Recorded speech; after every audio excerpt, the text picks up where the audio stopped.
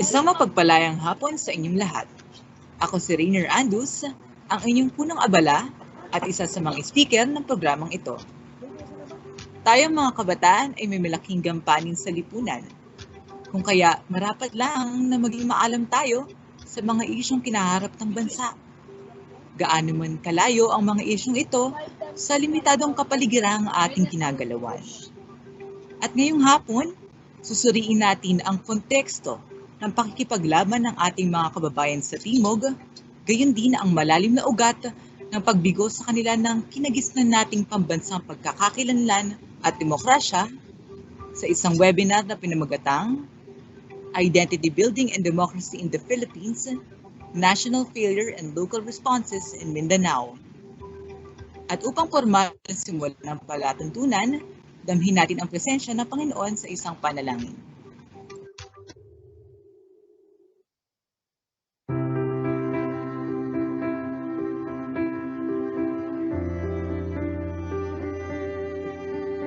Lord God, we thank you that you promise to be with us always.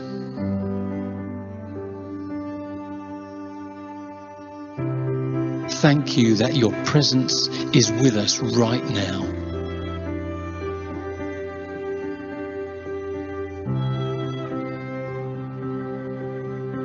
Today we give you our hearts, our minds, and our lives. Come speak your words of life into our beings.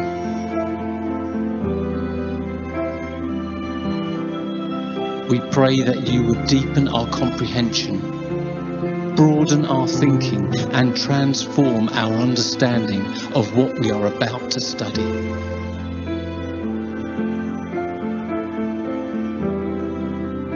For you are our wise counselor, our perfect teacher, and our faithful friend.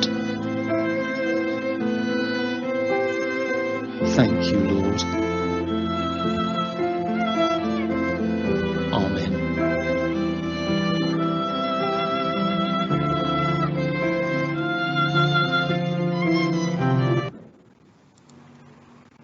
At ngayon, alam kong nasasabik na kayo sa isang malalimang diskusyon. Kung kaya, huwag na tayo magpatumpik-tumpik pa. Simulan na ang talakayan sa ating webinar na pinamagatang Identity Building and Democracy in the Philippines, National Failure and Local Responses in Mindanao. Bilang mga mag-aaral ng kursong ito, may pagkakataon tayong kilatisin ang kalagayan pambansa sa isang multidimensional na pamamaraan at taluntunin ang gampanin natin. Kaya ngayong hapon, susuriin natin ang artikulong isinulat noong 2010 ni Dr. Hannah Newman, isang peace and human rights advocate, hinggil sa hidwaan sa Mindanao. At dahil ito ay isang bukas na diskusyon, inaanyayahan namin kayong ilapag ang inyong mga tanong at saloobin sa slide link na aming ibinigay. So nakasaad sa panimulang sipi ng artikulo na sometimes democracy could be a convenient term to use.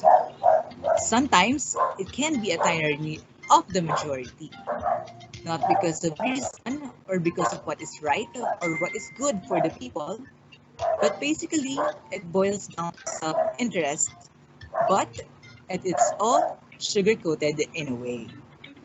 Sa susunod na bahagi ng talakayan, kikilatisin natin kung paano nga ba nagiging paraan ng paniniil ang demokrasya at kung kaninong interes nga ba ang totoong namamayani sa forma ng pamamahalang ito.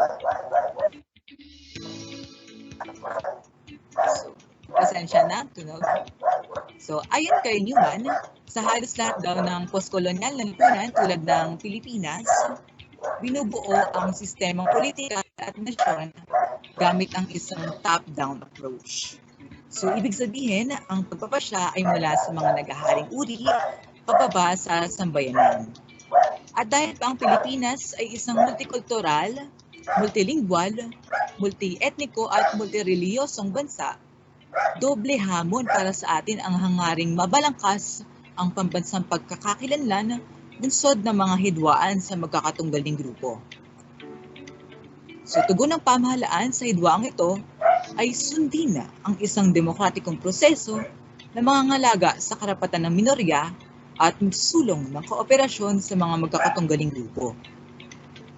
Alam natin na sa isang demokrasya, ang may hawak ng kapangyarihan ay ang mamamayan. Gayunpaman, patunay lamang ang digmaan sa Mindanao ng pagkabigo ng demokrasya at ng multi-party system ng Pilipinas sa pagkamit ng tunay na kapayapaan at sa katunayan ginatungan pa nga ang hidwaang ito. Mawawaring binunga ng pambansang pagkabigong ito ang Civil War mula 1972 sa pagitan ng Government of the Philippines at ng New People's Army, Moro National Liberation Front, Moro Islamic Liberation Front at ang Abu Sayyaf. Maging ang all-out wars laban sa mga armadong rebelde mula sa administrasyon ni Cory Aquino at pinagpatuloy naman ni na Estrada, Arroyo at Duterte. Resulta ang mga pangyayaring ito ng pambansang pagkabigo na pamahalaan ang isang multikultural na bansa sa isang demokratikong pamamaraan. Dahil mas lalo lamang pinataas ng walang katapusang war negotiation war cycle ang tensyon sa lahat ng grupong sangkot. Dahilan upang tumagal ang civil war na ito ng halos 5 dekada. So, sa ganitong sitwasyon, pakinabang lamang na suriin natin ang ating kasaysayan bilang paliwanag sa pagpapatuloy ng gusot na ito.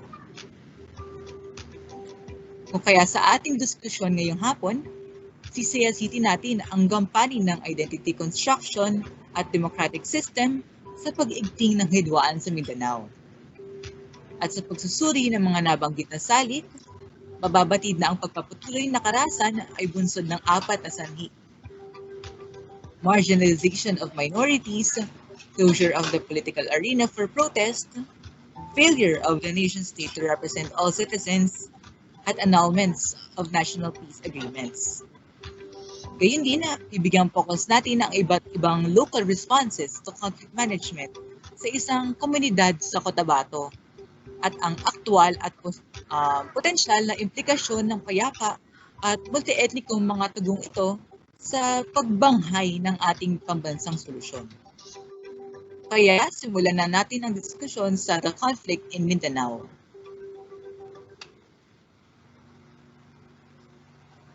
Ayon kay Newman, sa kasaysayan daw ng Pilipinas, 2 uri ng kolonyalismo ang dumaganap.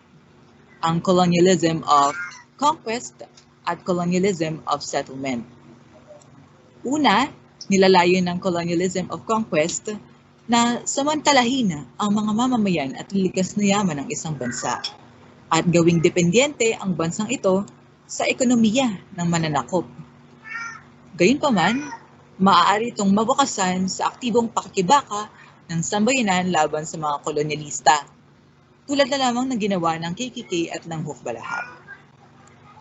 Sa kabilang banda naman, ang colonialism o settlement ay base sa pangingibang pook ng maraming tao mula sa central papuntang peripheral regions ng isang bansa. At dahilan ito upang magbago ang kaisang sosyo-kultural, politikal at ekonomiko ng mga katutubong komunidad na ninirahan sa peripheral regions. So sa Pilipinas, nangyari ang settler colonialism noong hibukin ng mga Amerikano at ng mismong pamahalaan natin na mag-migrate ang malaking bahagi ng Kristiyanong Pilipino mula Hilaga patungong Mindanao sa pamamagitan ng pag-sponsor sa resettlement programs. So, ang kanilang pakay ay to civilize the savages and to cultivate vast tracts of land. So, ang teksto nito? Noong 1901 kasi, sa bisa ng isang batas, itinatag ng Estados Unidos sa Pilipinas ang Bureau of Non-Christian Tribes. Non-Christian tribes naman ang tawag nila sa indigenous peoples at cultural communities noon. So layon ng kawanihang ito na isulong ang kanilang sibilisasyon at material prosperity dahil sa paningin ng mga Amerikano, Hindi ganap na sibilisado ang mga non-Christian tribe na ito kumpara sa mga Kristiyanong Pilipino. Gayunpaman, kumpara sa ibang tribal groups, may ibinigay na special distinction o protection ang mga Amerikano sa mga Moro. Dahil una, hindi nila itinuturing na savages ang mga Muslim dahil sa kanilang world religion at aristocracy. Pangalawa, dahil daw mayorya ng mga Moro ay lowlander, saklaw sila ng land registration at ownership policy ng mga Amerikano. At dahil dito, nagawa nilang makamkam ang mga lupain ng mga Moro. So kalaunan, noong naitatag na ang Philippine Commonwealth sa ilalim ni Manuel Quezon noong 1935, binuwag ang Bureau of Non-Christian Tribes, kasabay ng pagbuwag sa palagay na nararapat bigyan ng special distinction o protection ng mga Moro. Bunsod na rin ng Great Depression na nagpabagsak sa ekonomiya ng buong mundo, nagbago ang prioridad ng pamahalaan. Naisip nila na para saan pa kung tatawagin nating Land of the Promise ang Mindanao sa pagiging sagana nito sa likas na yaman kung hindi naman magagamit sa oras ng pangangailangan. Ang solusyon nila ay himukin ang mga Kristiyanong Pilipino sa Hilaga na karamihan ay mga pesanteng mas lalong naghihirap sa Great Depression na manirahan sa Mindanao at payabungin ang agricultural economy nito for the benefit of the nation. Lubhang nakaapekto ang biglaang pagtira ng mga Kristiyanong ito sa kaayusan ng Mindanao. Ayon nga sa mga statistics, pinakamataas ang antas ng kahirapan sa Mindanao na halos 30% na mas mataas kumpara sa pambansang antas. At sa loob mismo nito, ang pinakamahirap na mga komunidad ay ang mga Muslim communities. Bukod pa rito, mula 1903 to 1990, nabawasan ng halos 60% ang bahagi ng Mindanaoans na Muslim at 80% pa ng mga ito ay landless tenants. Kung kaya sa kasalukuyan, Romano-Katoliko ang dominanting relihiyon sa Mindanao. Ayon pa kay Newman, posible lamang ang decolonization sa colonialism of settlement kung maibabalik ang lupa at makikilala nila o makikilala ng pamahalaan ang karapatan nila para sa sariling pagpapasya. Through careful analysis, we can discern that injustice and marginalization are the factors that resulted in the insurgency of the Moro Islamic Liberation Front. The Moro insurgency escalated after the Memorandum of Agreement on Ancestral Domain or MOAD was not ratified in August 2008. So supposedly this MOAD would have widened the ARMM territory and broadened the powers of Muslim leadership through the creation of the Bangsamoro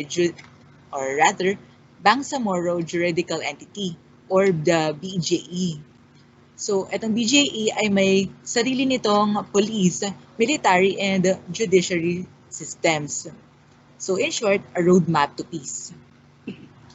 However, shortly before the signing date of the document in Malaysia, two Christian governors from the Mindanao region, who are Emmanuel Piñol of North Cotabato and Celso Lobregat of Zamboanga, appealed to the Supreme Court to declare the whole process unconstitutional and illegal.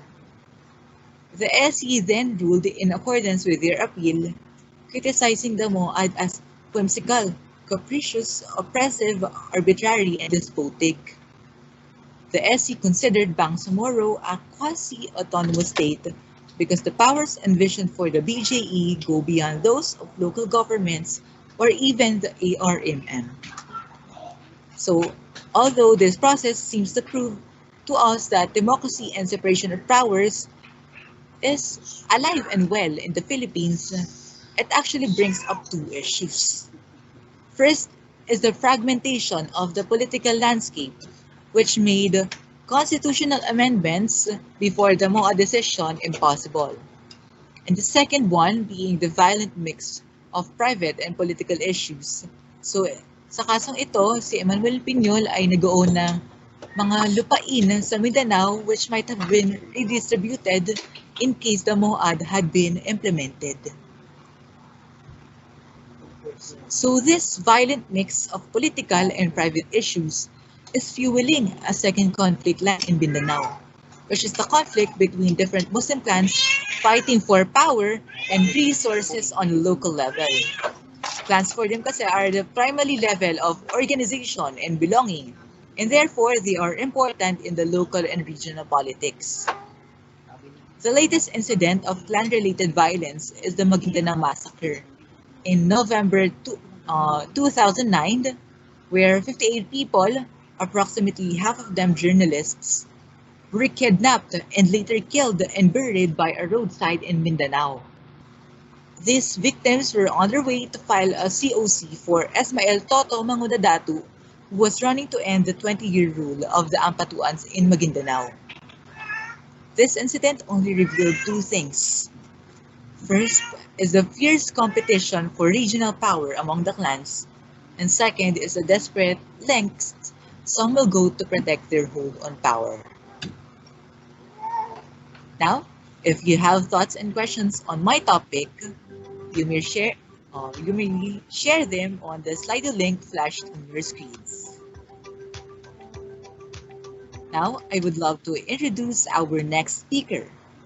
She graduated with honors from Santa Cecilia Parochial School. As she discusses the factors that contribute to the persistence of violence in Mindanao, let us all lend an ear for Ms. Stephanie Leon Oberquez.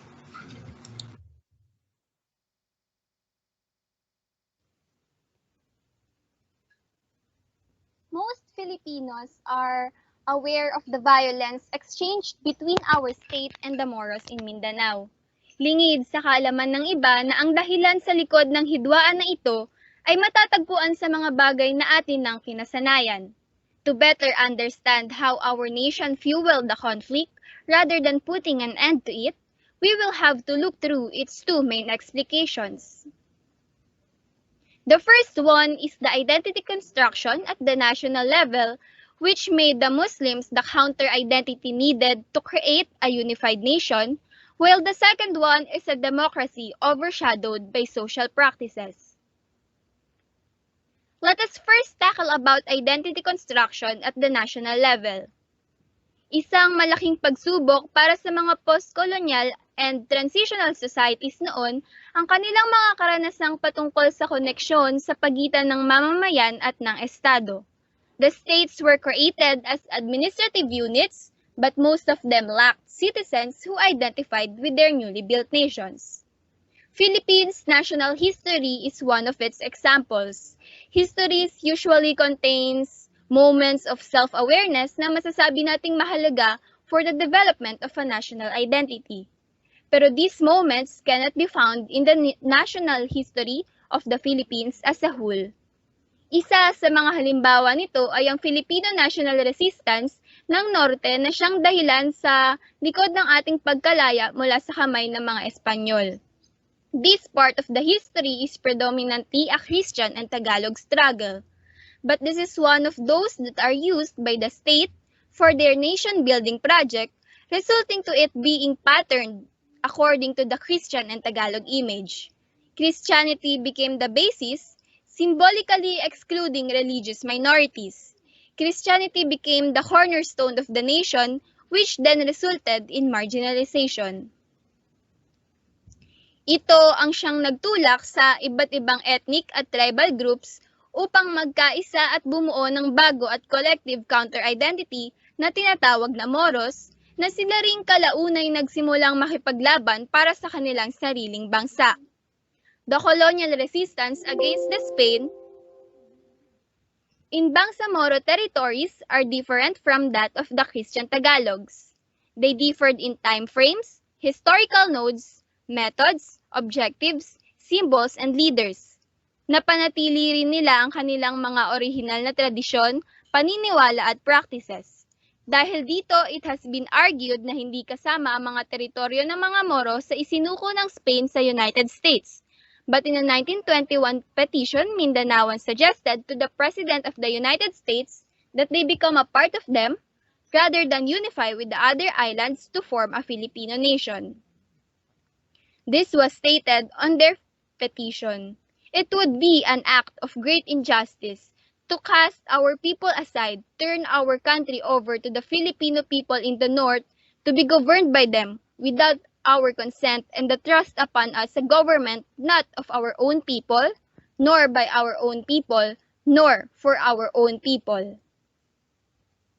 These claims to a more identity and finally a more nation are founded on several grounds. First is common racial origins, which is Indo-Malayan.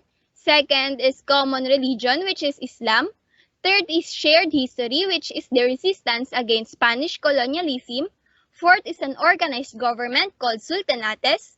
And lastly is a defined territory, which consists of Mindanao, Palawan, and Sulu. The North saw only two options to resolve the Moro problem: to be able to establish the vision of a unified nation despite strong resistance from the South. It is either to make the Moros disappear physically through state-engineered demographic marginalization. They will be excluded from mainstream social, economic, and educational and cultural life, or make them disappear culturally through assimilation. Sa Pilipinas, having a significant other is always useful and effective on manufacturing a national identity. Gradually, ang mga Muslim ang naging counter-identity na kinakailangan upang makabuo nito. The Moro armed conflict is the sharpest expression of the clash between Filipino and Moro. Both of them have their own narrative of the conflict. For the Moro revolutionary movements, it is a conscious struggle to regain historical sovereignty of the independent Moro states. While for the Philippine nation state, it is a matter of defending territorial integrity against succession. But Moro identity is not as consistent as it seems. Sa likod ng mga ito ay matatagpuan natin ang kanilang centuries-old clan and ethnic structures. When Muslims are asked about their identity, a consistent hierarchy appears. Ang pinakamahalagang level ng pagkakakilanlan ay ang kanilang clan affiliation o kinship ties. Pangalawa ay ang kanilang ethnic group, ang pagiging Magindanawan, Maranao o Tausug. Pangatlo ay ang relihiyon, ang pagiging Muslim. Pang-apat ay nakabase sa kanilang political activity, ang pagiging Moro.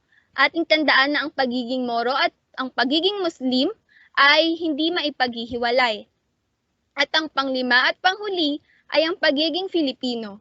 Many Filipino Muslims see themselves as Filipinos only by document. They feel like that they have no choice but to write Filipino as their citizenship sa pag-process ng legal papers and for jobs. But as a matter of fact, there are many people that do not have such certificates dahil para sa kanila, it just legitimizes the intervention of the government in their lives. Being a Moro entails not only loyalty to one's family and ethnic group, but also membership in the newly formed political identity. There's a political marriage between one's religious identity as a Muslim and one's socio-political existence as a Moro. It does not replace, rather, it integrates. Now, let's move on to the social practices of democracy on a national level. Dahil sa paraan ng demokrasya sa Pilipinas ay lalong sumiklab ang pagtatalo.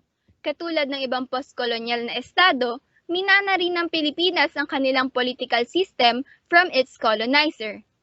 And Philippines inherited Americans' pattern of decentralized democracy kung saan ang regular at competitive elections ang mahalaga. It is a type of government that disperses power over a legislative body. Upang mas maintindihan pa natin ang gap sa pagitan ng aspiration at ng katotohanan, mahalagang alamin muna natin ang pinagkaiba ng constitutional and institutional setup ng demokrasya at ng kaakibat nitong social practices. The constitutional and institutional framework of democracy are hard facts, such as laws and polity indices, that barely justify democracy's failure. The reality cannot be seen in this. Therefore, we must also consider the soft indicators. This refers to the social practices. It tries to capture how local actors interpret decision-making process and interact with one another in light of their cultural backgrounds and experiences. This is what is really being done. And in the Philippines, participating in politics is seen as a necessity for every family or clan to maximize their benefit and increase the assets of its kin. Through politics, more connections can be made, and with more connections comes greater power. Oligarchic families is also a cause of why ethnic protest is without its representation in the political sphere, since these families only try to expand their assets and pursue their interests. This then led to marginalization, societal protest, and finally, a violent rebellion. The nuclear family is the most important group in the Christian Filipino system. An individual can be integrated into a family or a clan in different ways. And these alliances is what connects the average citizens and the elites. It reflects on both private life and political sphere. Sa isang lipunan kung saan personal ties ang pinakamahalaga, ang mamamayan ay duda sa hindi nila kilala at mas pabor sa kung kanino sila mayroong koneksyon. Bilang resulta, the system seems to lack order, making the system characterized by randomness and chaos, with the only operative force being social ties underlying privilege. Privilege constantly reproduced through licit and illicit practices of familial relationships.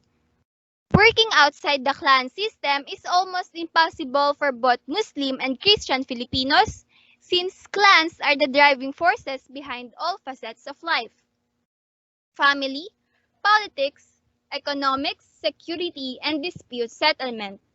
Dahil dito, ang ating mga kinalakhang cultural behavior of complex transactions ay ginamit bilang rational economic strategy reinforced by brutal force. Para sa Christian Filipino, ito ay ang sistema ng utang na loob at hiya. Habang para sa mga Muslim ay ang bangon o mas kilala nila sa tawag na maratabat. Maratabat is a code of conduct that governs how people should handle themselves, their families, their relatives, and others. Others are supposed to reciprocate if he follows the rules, and if he does not, however, no one is obligated to handle him according to maratabat standards. This can also be seen in Mindanao. The centuries-old Datu or Sultanate system is translated into the new democratic constitution by clan-based organizations, and the idea of democracy and citizenship enshrined in most Muslims is now limited to mere participation in elections, just as it is with the rural Christian Filipino. Along a complex system of personal, family, and clan loyalties, authority and cohesion manifested themselves, increasing the marginalization experienced by the Moros. Maraming salamat, Ms. Abarquez. Kakaibang pananaw ang binahagi mo sa amin ngayong hapon. Nakabibiglang malaman na ang mga bagay na kinagisnan natin tulad ng pagkakakilanlan at demokrasya ang siya rin palang mga bagay na nagpasiklab ng hidwaan sa Mindanao. At gaya ko, I know that you all have thoughts and questions in mind, so please leave them in our Slido. Now, let me introduce our next speaker.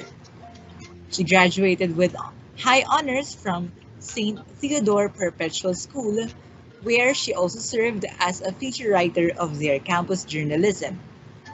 Currently, she is a part of the PLM DOS Scholars Association. As she talks about the local responses in Mindanao, let us all lend an ear for Ms. Joy Stephanie Alejandro.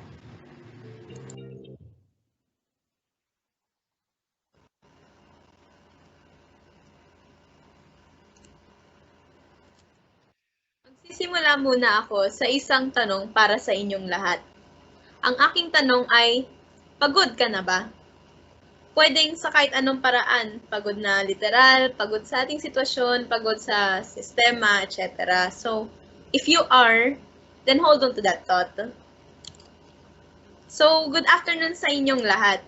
This is the local responses. Local responses, ano bang kahalaga ng mga response? Ang response ay dala ng mga pangyayari na pagproprovoke ng action mula sa tao. So, just like in calamities, di ba? We have response teams to provide help or assistance para sa mga tao and the entire community as well. So, this time we will be talking about yung mga local responses ng mga Mindanaoans sa mga sitwasyong kinaharap nila. So, as I stated kanina, you are probably wondering why I asked you all kung pagod na ba kayo. If you are, then just like you na pagod na, ang mga Mindanaoans natin from different communities ay talagang pagod na rin. At ito ay dala ng mga effects ng war na nagaganap sa Mindanao. Hindi ba't kahit sa isang outside perspective, tunay ngang masasabi natin na nakakatakot, nakakapagod yung many years na gera, and these specific wars destroyed communities. So imagine having to go through a crisis, tapos you have to rebuild your life all over again, only for another wave of crisis to happen ulit, then rebuild, and the cycle goes on. And our Mindanaoans have experienced this for many years at nagkaroon sila ng fatigue, experienced by both Christians and Muslims. So, regardless of who or what religious group one is part of, everyone is affected one way or another. And because of that, in the late 1990s, civil society initiatives wanted a change. So, these civil society initiatives such as Tabang Mindanao, they push for alternatives for national practices of democracy and identity construction. And they had the goal na ipalaganap ang mga initiatives na to, which is widely accepted sa mga communities nila. Itong certain community na napag-uusapan natin ay isa sa mga multi-ethnic communities na naging successful in reaching a level of stability and continuous developments. Itong certain community na ito ay ang Nalapaan. Ay isang barangay sa munisipalidad ng Pikit na matatagpuan sa Cotabato. Okay, so we're gonna go now what's Nalapaan, what else about Nalapaan and stuff. So Nalapaan is one of the strongest hit regions in the wars of 1997 and 2000. Its location is close to a strategic highway between Cotabato and Davao, so which makes it vulnerable to attack. Kung titingnan nyo to dito sa picture na to, naka-highlight yung red na border yung Nalapaan. Tapos yung yellow is yung highway nga na sinasabi nila. And since ganyan ang placement niya, nagiging vulnerable raw siya sa attack during war. So Nalapaan is a poor community. It consists of mostly farmers. And yung older people nila, they usually have not attended school. And most of its younger people have only gone to elementary schools. Tapos yung hanggang grade 4 lang yung mga natapos nila. And Nalapaan has three main groups: Muslims, Christians, Indigenous people. The Muslims, it consists of 73% of the population. The Christians, 24%, and Indigenous peoples are 3%. So, di ba, yung mga napagdaanan ng Nalapaan na paghihirap mula sa continuous war and destruction, it has finally come to a stop. Year 2000, or as I'd like to call it, steps towards change. Ano ang mga naging first steps ng Nalapaan community? So, first and foremost, Nalapaan reached a ceasefire agreement. What they did was that they negotiated with the parties involved sa mga pangyayaring nag-cause rin ng war and destruction. And it was said rin that their community will not be a battleground anymore, as long as they themselves resolve their internal conflicts without involving either the army or the MILF. And madami rin sa kanila ang nag-declare sa sarili nila bilang mga peace zone or spaces for peace, and negotiated with the armed factions to remain off limits to any form of armed hostility. And third is the slow and steady development and a continuous implementation of NGO projects. These changes will be shown in two aspects. First is reframing the identity on a local level, and second is changing social practices of democracy on a local level. We will first talk about reframing identity on a local level. When we say to reframe, it means to express a concept or a plan differently. So in our context, one can expect social change. So what is the goal? What must the community focus on muna? The goal is intra-community stability. So stability within a community. How can we say muna that the community is stable? So it is stable when there is a routine within a community na maaaring makapagbigay ng resiliency to disturbances or situations that may pose danger. And stability is marked by the society's ability to provide and maintain societal resources as well as live up to societal expectations. And what must be achieved is the reframing of identity concepts, which then will lead us to the four main aspects of redefinition. So ano yung mga four main aspects of redefinition natin? First, developing a common narrative and seeing joint approaches to conflict resolution as the only means to secure stability. And basically, what this is just saying is that hindi mo ma-ensure ang stability kung wala kang sinusundan na common narrative na nag-include sa mga panawagan o pangangailangan ng lahat ng religious or ethnic groups. So this is the collective experiences and suffering and displacement were emphasized by the NGO activities. And the people's collective traditions as well as our shared experiences laid the foundation for the creation of a shared identity. So, if there was one thing kasi in common that binds these different groups together, it is that they all experience fatigue and sufferings from the war. Third is very important, and displacement. And yes to inclusivity. Walang out of place dapat. And under these actions, we have the joint councils and dialogue groups. They settle the newly emerging conflicts between members of the different groups. So, why do we have dialogue groups muna? Because dialogue-based communication is used, and I will get right into that explanation in a few slides. So the next aspect is introducing an integrative identity concept based on respect towards another integration of other ethnic groups. So there's this thing that we call tri-people identity. Tri, ayun, from the word three, this identity is composed of three communities, which are the Christians, the Muslims, and the indigenous peoples. And this tri-people identity constitutes a new and all-encompassing layer of identity. It includes yung mga recognition of religious differences and excludes intolerant and violent traits.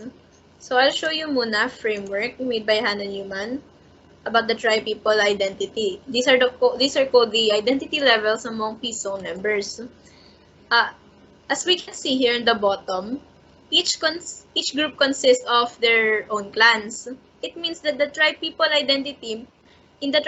identity, mayroon pa rin sila sari-sariling clan that reflects the cultures and lifestyles of that certain group.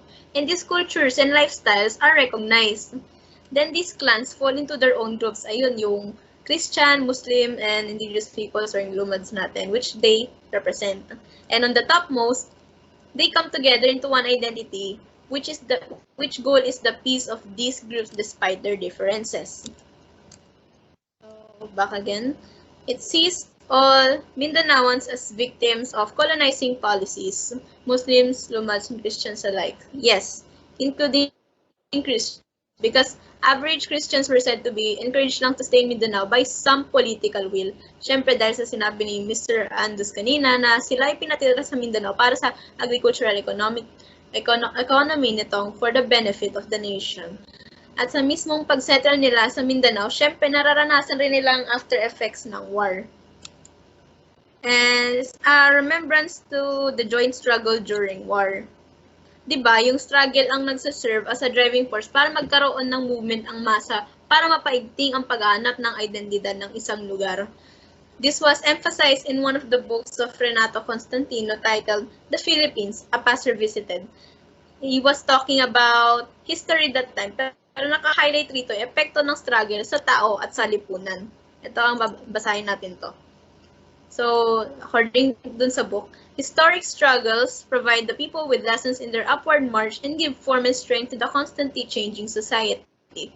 In studying these struggles, a true people's history discovers the laws of social development and delineates the continuities and discontinuities in a moving society, records the behavior of classes, uncovers the myths that have distorted thought, and brings out the innate heroism and wisdom of the masses.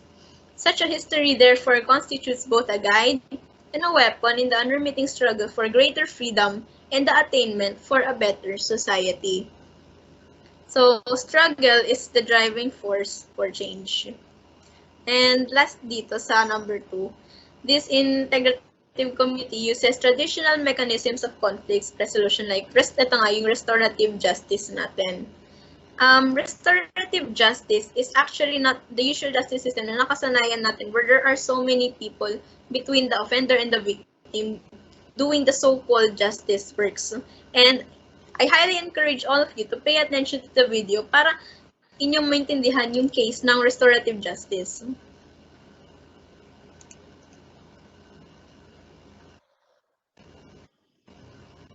A victim and an offender come together in space and time. The offender causes harm to the victim, perhaps by physical assault or stealing property from the victim. The harm can include mental or physical abuse and can occur in the absence of the victim. And other parties could be affected by the harm caused: family, friends, colleagues.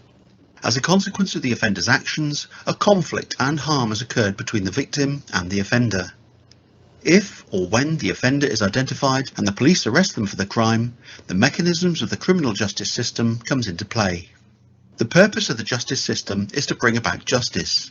It's not about reconciling the conflict or addressing the harm that exists between the victim and the offender. In fact, if we look at the way the justice system works, it becomes apparent that the parties actually involved in the conflict or harm, the victim and the offender, become increasingly separated. Police investigate the crime and collect the evidence. Police custody officers ensure the safety of the offender whilst in custody. Victim services help the victim with emotional and practical support. The Crown Prosecution Service ensures that there is sufficient evidence to prosecute the offender. The defence solicitor represents the offender and advises whether to plead guilty or not guilty. Witness services look after the needs of the witnesses, including the victim, if they are required in court. If the offender pleads guilty, the victim will not be asked to attend court. Legal clerks ensure the court process works. The jury determines the innocence or guilt of the offender. The judge oversees the trial and decides on the sentence for the offender. Probation services manage the offender during and after they have served their sentence. Prisons incarcerate the offender for the length of any custodial sentence. So, justice is seen to be done, but the original conflict and harm is still there. The only people who can resolve this conflict are the victim and the offender, the person who was harmed and the person who caused the harm. With the restorative justice approach, the focus is on bringing the victim and the offender together. This provides them with the opportunity to communicate with each other directly or indirectly, often for the first time since the original conflict or harm. This might be by an exchange of letters, or it might be in a face-to-face meeting. Of course, both must agree to the meeting, which will only occur following careful preparation and the risk assessments by a trained restorative justice practitioner. The meeting, facilitated by the practitioner, follows a structured approach and takes place in a neutral and safe environment. Both are given the opportunity to have their say. The victim might ask, "Why did you choose me? Have you been following me? What's happened to my iPad? Do you know how this has affected my children?" And they might say, "I want to see you change. I don't want this to happen to anyone else. I haven't slept properly since. I've had to move house." And the offender? The offender has the opportunity to answer the questions being asked of them, and perhaps to explain their behaviour to the victim, and, for probably the first time, they see and hear the real impact of their actions on another human being. At the end of a restorative justice meeting, the victim and offender decide together how the offender can repair the harm that they've caused, and perhaps how the offender can take steps to change or stop their offending behaviour in future. This may be by providing answers, an apology, a promise to change their behaviour, or not to approach the victim in future. It can also be a reparative activity.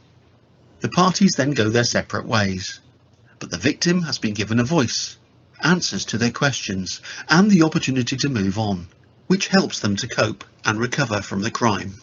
And the offender is presented with an opportunity to take responsibility for the harm that they've caused. display remorse, and be motivated to change their lives.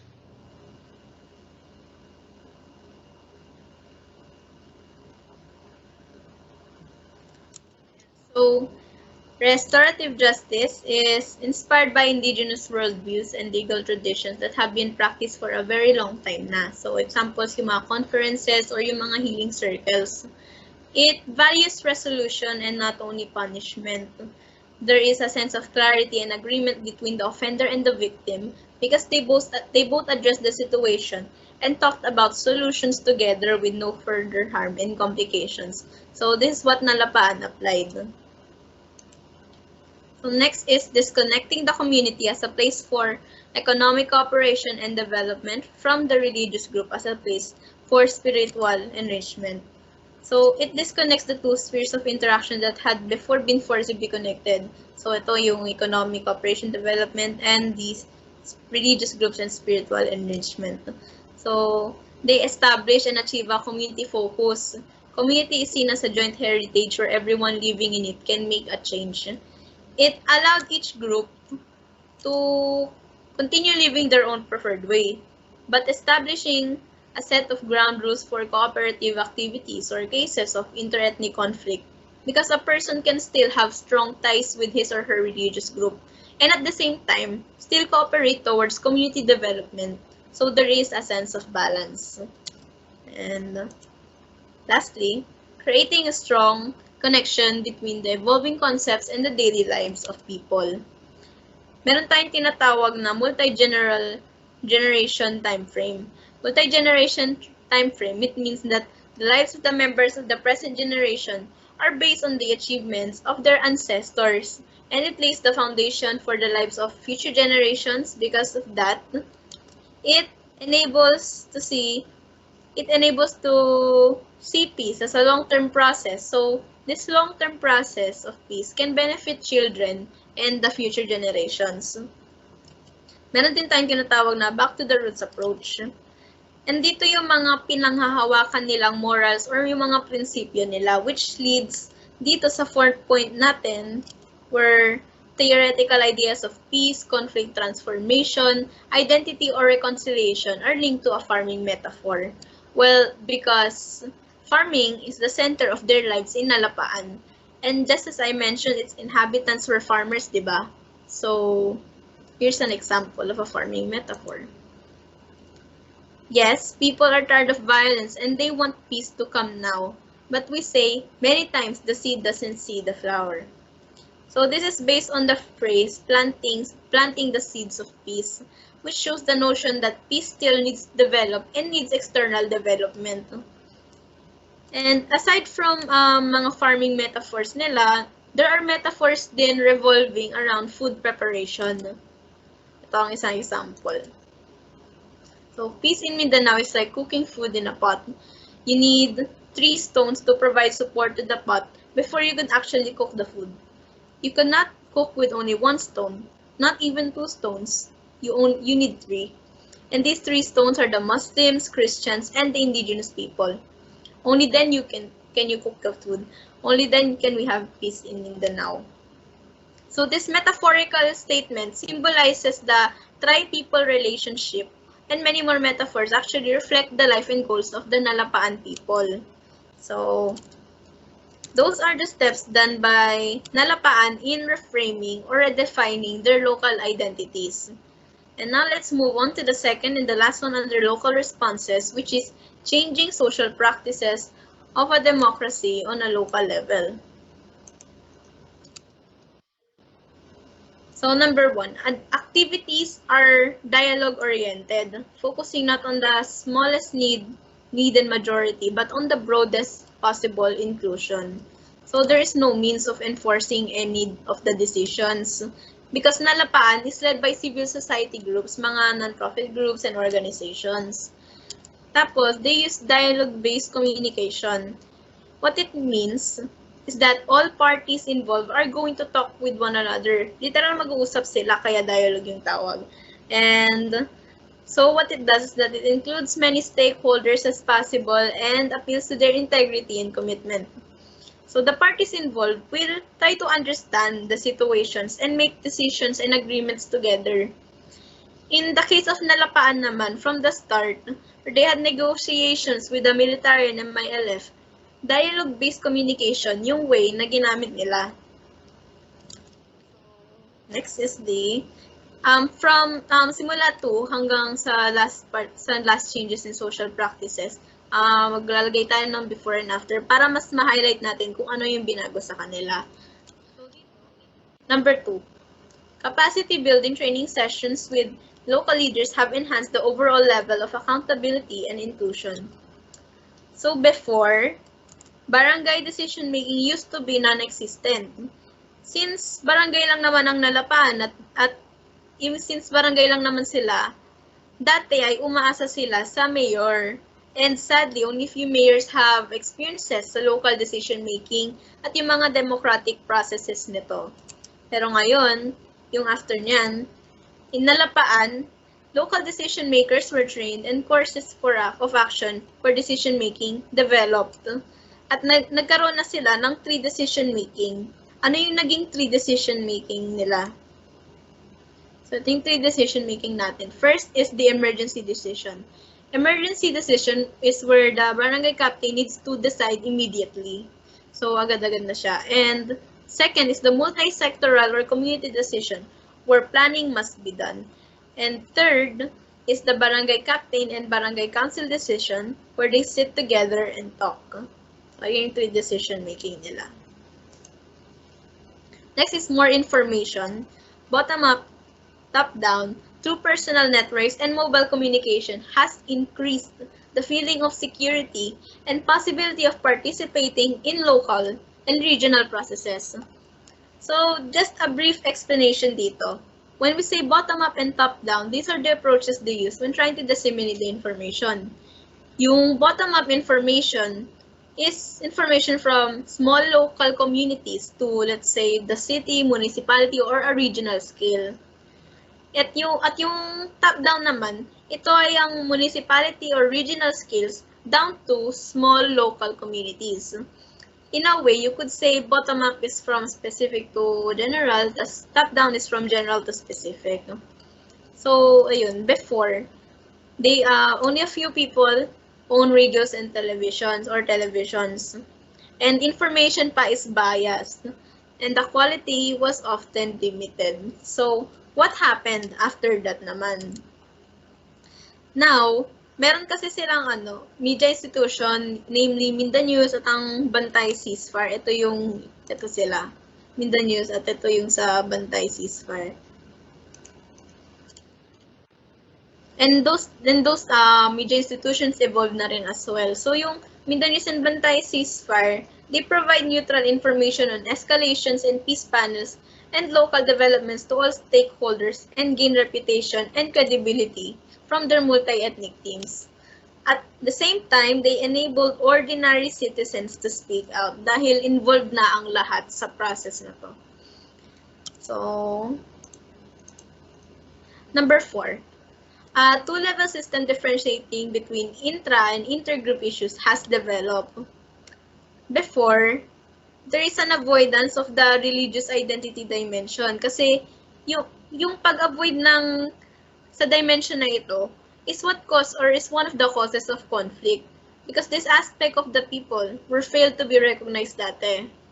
Kaya after at yung now nila, the setup of various activities and processes have already included the religious identity dimension. So, inclusion rather than oppression.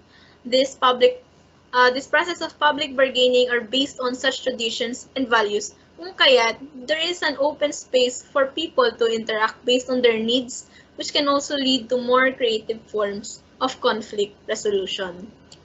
At yung two-level rights and obligation systems natin, yung intergroup and intragroup. So, yung intergroup, it is something that involves 2 or more social groups, di ba? So, meron tayong tinatawag na Council of Elders. Sila yung people who handle aspects, conflicts, and regulations of the Nalapaan community, and they are sometimes in cooperation with interreligious council. So these particular people involved are the people involved in handling such situations and they act for the entire community. At dito naman sa intergroup, when we say intergroup, something that happens within a certain group only, and it concerns the members of one of the ethnic groups were left to the organization of each group. Whatever concerns that certain group is to be solved by those members of that group lang rin. So, last dito sa changes in social practices, traditional approaches, especially those shared by Christians and Muslims, were revived and mixed with modern elements in election and jurisdiction processes. So dito, unahin ko muna ikumpara ang dalawang election processes natin. So sa before, yung elections nila is majority-based competitive electoral process. Ito yung typical na election process that we have dahil yung may kampanya and stuff. And dahil nga sa competitiveness, may times na nagkakaroon ng tension at violence ang mga political parties. Pero, after natin dyan is yung election uses na a consultative process. Ito yung traditional election process dati. Dito, the council collects names and platforms of those na gustong tumakbo for office. Tapos, the council will visit the Ras families who have already talked amongst themselves and agreed upon a certain candidate. So basically, yung consultative process na to, they are aiming for the approval of all. Whoever gets was supposed to go to the election process will go to the election process na, and members of the new council will be elected the usual way, yung consultative process, and this process actually produces one Muslim leader and one Christian leader. So dito naman sa jurisdiction process nila, yung before natin, the traditional method seeks for a settlement mainly through compensation kasi. So it is more focused on the retribution or punishment against the offender. And the crime committed is seen as something that has a place or is embedded in a social context. So as Nalapaan was undergoing change, na-modify rin yung approach nila at mas nag-lean towards sila to a more peaceful conflict resolution, which is the implementation of restorative justice. So yung sa jurisdiction process naman dito natin after, yun nga yung a restorative court case becomes a portrait of society and its resolution to a community event of reconciliation. So just like what we watched earlier, restorative justice promotes resolution over punishment. And for the last part of my topic, I will reveal the effects of all these rehabilitation and redefinition processes of Nalapaan. So, after achieving the steps I discussed, this is how Nalapaan differed from other communities of Pikit. So, una sa lahat, they had less crime. And sunod is they have more well-organized civil society projects and relief services. Number 3, they have a better absorption of government and NGO funds. Number 4, no more evacuations since the year of yung change nila, first steps towards change 2000. And lastly, a place for evacuees for other communities. Just in case other barangays or communities have been experiencing effects of the war, nakapag-offer ang Nalapaan ng evacuation place for them. So, that's all for my topic, and thank you.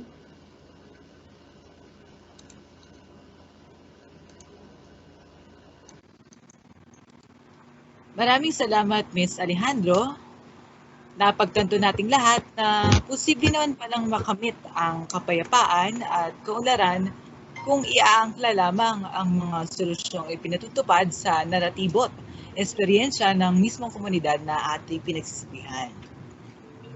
Ngunit, gaano nga ba ka-epektibo ang local responses na ito kung ilalapat sa buong bansa? Ito naman ang aking tatalakayin sa huling bahagi ng Identity Building and Democracy in the Philippines, National Failure and Local Responses in Mindanao.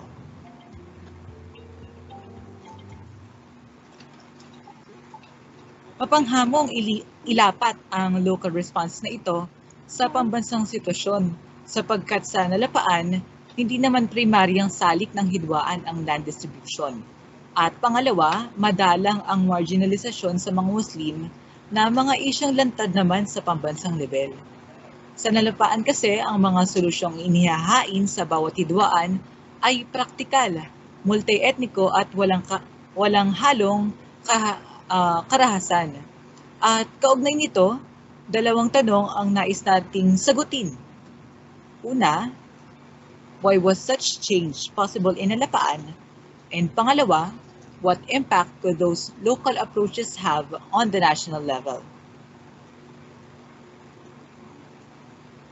So masasagot natin ang unang tanong gamit ang isang classic conflict resolution theory, which is ang Zartman's theory of ripeness.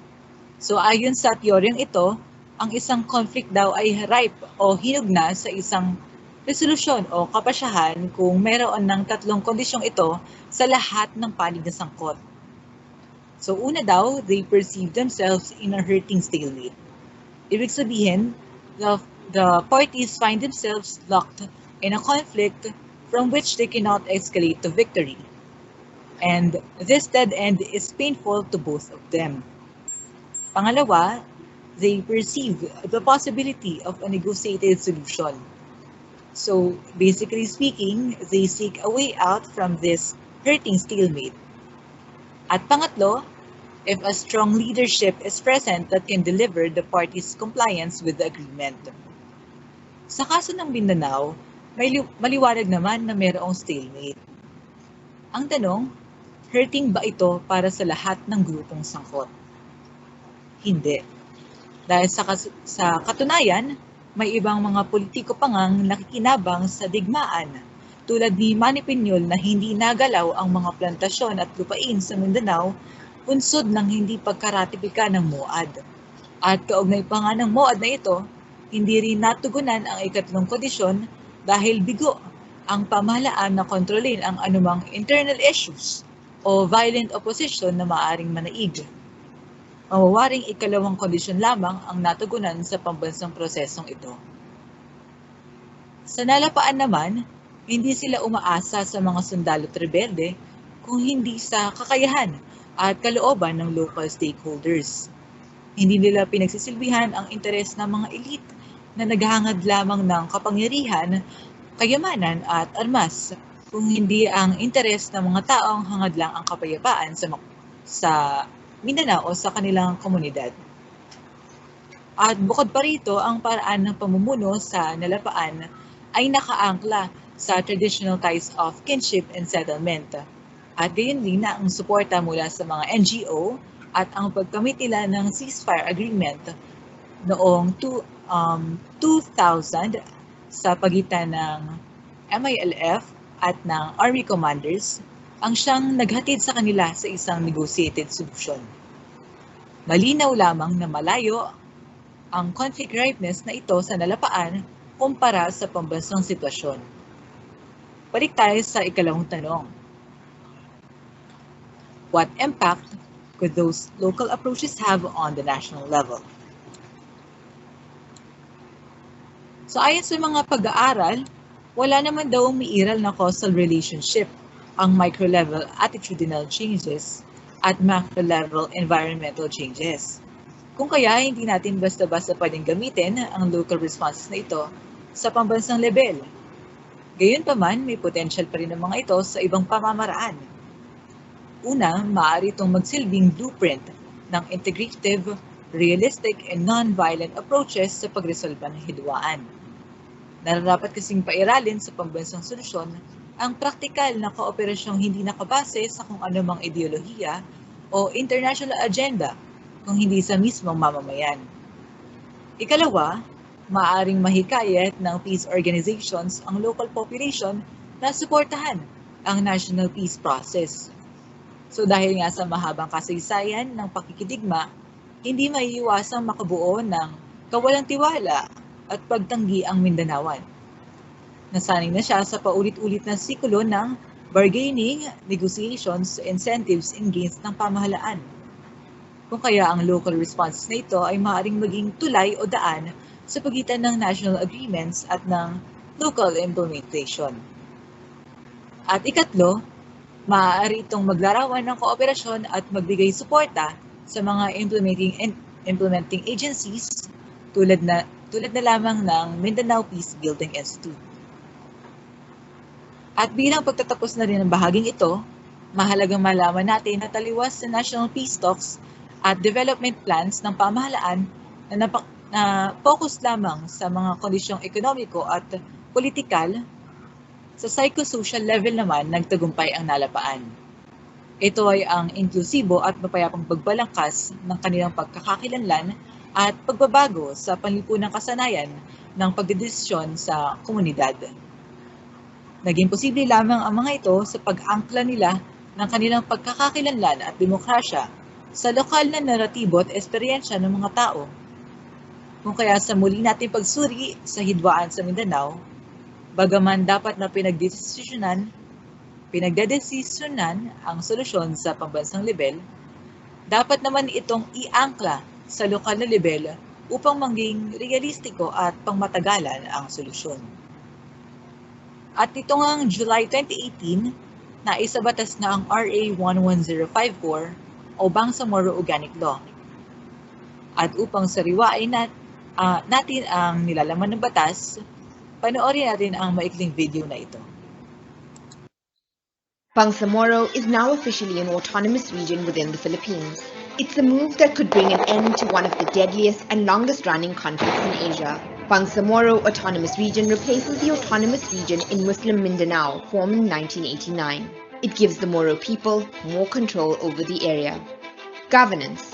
Bangsamoro will now be governed by a directly elected 80-member parliament, which will choose a chief minister and 2 deputies. The region will also have a wali, who will act as a ceremonial head. Judiciary. The legal system in Bangsamoro will be split in 3. Sharia law, supreme only to the Muslim population. The traditional or tribal justice system for the indigenous peoples of the Bangsamoro. And the local courts, ruled by national law. Budget. Moro will have more control over the internal revenue collection in the region. 75% of it would now go to the Bangsamoro and 25% to the central government, which is an increase by 5% for Moro people. Security. The central government will control security in Bangsamoro. The Moro Islamic Liberation Front will have to disband its army, but its members can join the police force. Resources. The region has an abundance of water resources. The preservation and management of all the inland waters shall be under the Bangsamoro government, the only exception being if the water is used as an energy source for areas outside of the region. So will the autonomy of Bangsamoro mean sustainable peace for a turbulent region?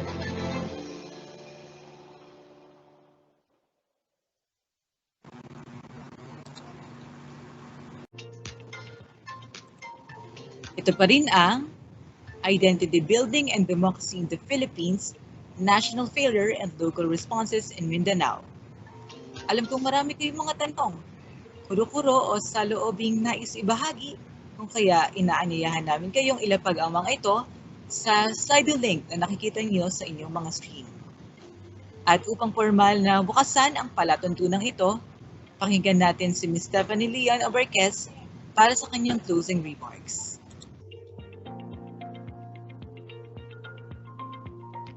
Disputes are difficult to resolve, particularly among groups who are adamant about what they believe in. Nasaksihan natin ito sa pagtatalo sa pagitan ng mga Moro at ng Estado. However, we saw that a solution is possible. It may be difficult, but that does not make it unresolvable. A good leadership, consideration, and communication will come a long way between groups that cooperate and prefer peace. But these 3 tend to get lost in the ocean of self-interest. Ang pagtatalo man sa pagitan ng mga Moro at ng Estado ay nakaugat sa mga pananakop na napagdaanan ng ating bansa. Ang tunay na nagpaliyab ng hidwaan nito ay ang incompetency, pride at kasakiman sa kapangyarihan, at ito ang mga tunay na halaban. It is them who defended their own lands, their beliefs, and their culture, their tradition, and they fought for their own identity. Why do they have to be governed, and why do their territories have to be owned by the people that they share nothing with, and with the same state that caused their marginalization? Bakit sila kailangang atakihin dahil sa pakikipaglaban para sa kung ano talaga ang kanilang pagmamay-ari? If we let incompetency, pride, and the hunger for power win against justice and compassion, peace will be difficult to grasp. Hashtag defend ancestral lands. Hashtag stop the attacks.